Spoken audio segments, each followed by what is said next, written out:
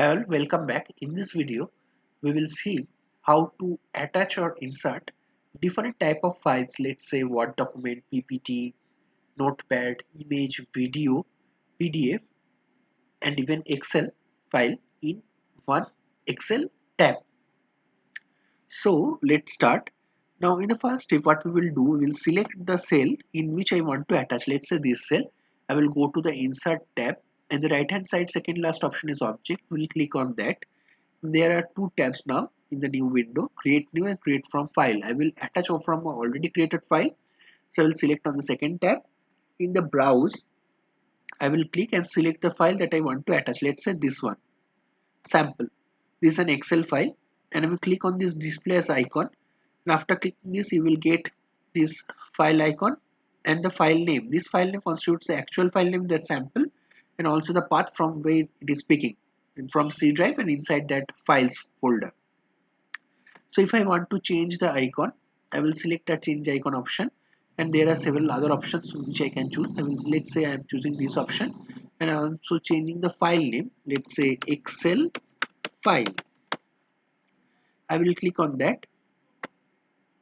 Now you can see the file option, file icon, and the file name has changed. So I will click on OK. It will take 1-2 seconds. Now you can see this Excel is attached here with the new file name and the new icon. Now if I want to read whatever inside this file, I have to double click on that, and you can see this file has opened, this one. Okay, the attachment one. Now this was sample, means this was example one in which I have attached an Excel file. Now let's say in a similar way I can attach image, video, PDF, notepad, whatever it is. So going for the example 2, again I will select one cell. In the go to Insert tab, in the right hand side I will find Object, create from file, browse. Let's say this time I want to attach one image, so I will click on that. Either displays icon.